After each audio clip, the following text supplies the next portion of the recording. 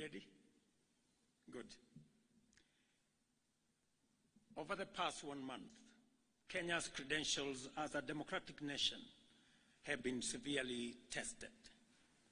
During this time, the country has engaged in a difficult public conversation, providing an opportunity to reflect deeply on the relationship between fundamental rights and democratic freedoms, our collective aspirations for prosperity, and efforts to secure opportunities for all, and the imperative to advance national sovereignty and the security of the state.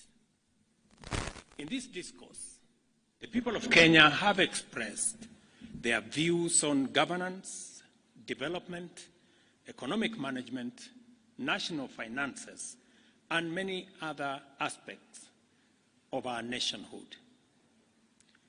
It is of utmost importance that the government takes measures to affirm our commitment to actualizing the people's aspirations, assure citizens that the state exists to serve them efficiently and with integrity, and to signal to all that our national values and principles of governance are the foundation of our national dispensation.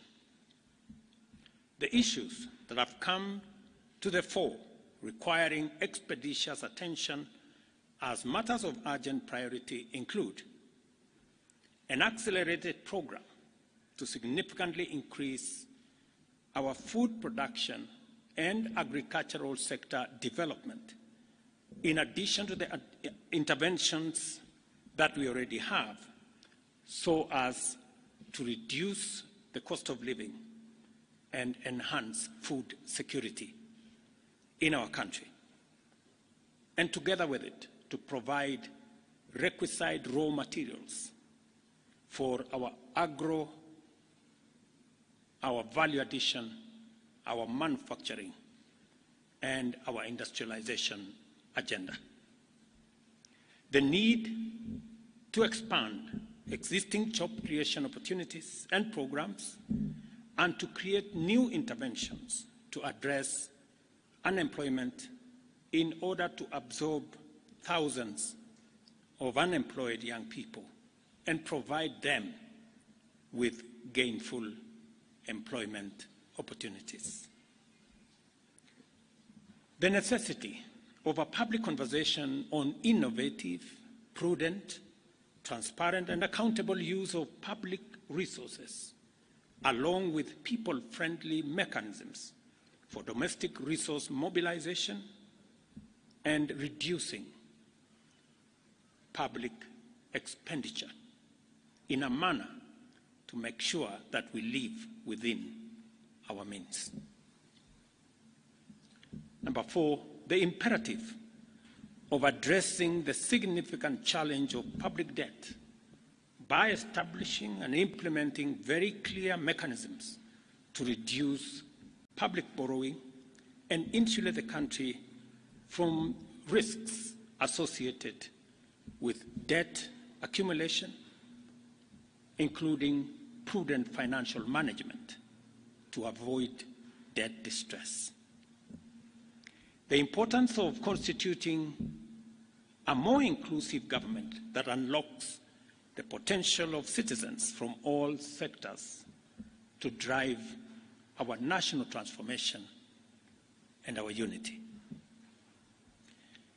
I gave the nation my undertaking to reflect at length on these issues that have been brought into sharp focus by the people of Kenya.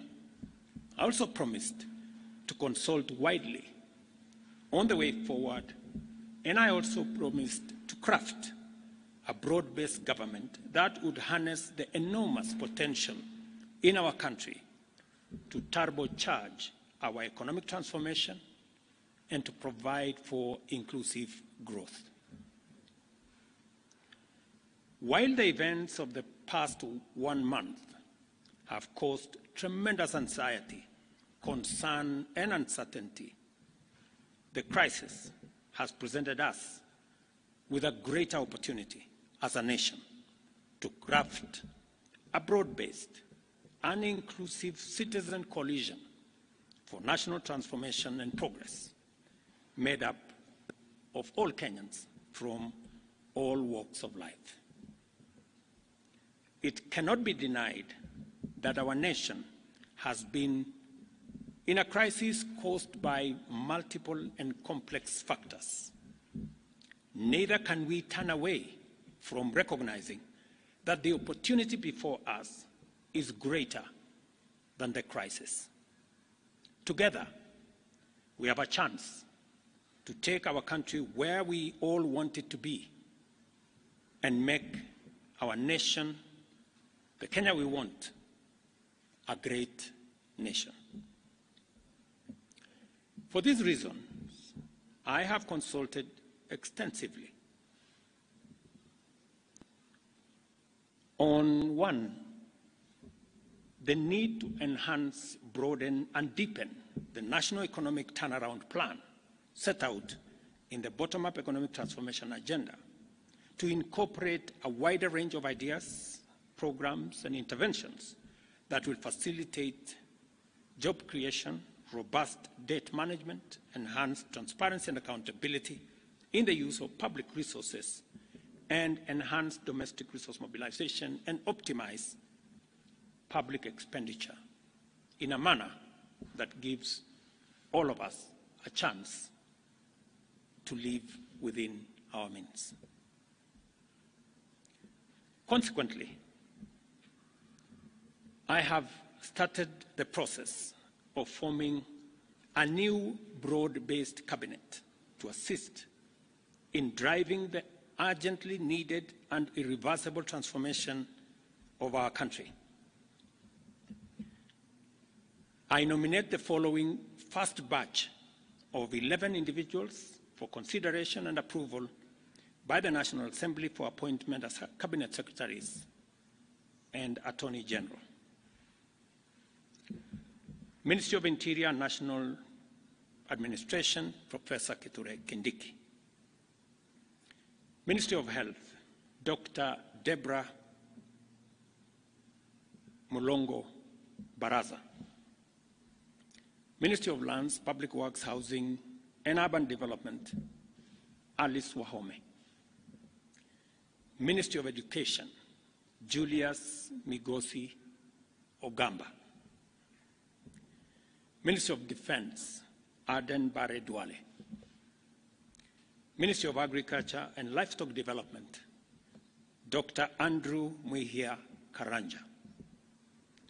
Ministry of Environment, Climate Change and Forestry, Roslinda Soipan Tuya.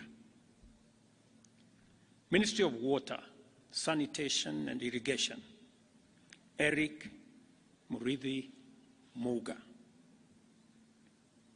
Ministry of Roads and Transport, Davis Chircher. Ministry of Information, Communication and Digital Economy, Dr. Margaret Nyambura Ndungu. Attorney General, Rebecca Miano. I am continuing to undertake consultations across the political divide on the balance of cabinet that I will appoint shortly. The consultations are at an advanced stage, and internal processes in various sectors are underway to facilitate my appointment of the balance of this cabinet. Additionally, I will be issuing next week a clear roadmap on the assignment that the new cabinet is going to have, with clear timelines and deliverables for us to harness the tremendous potential that exists in our nation and drive our country to greatness. Thank you very much, and God bless you.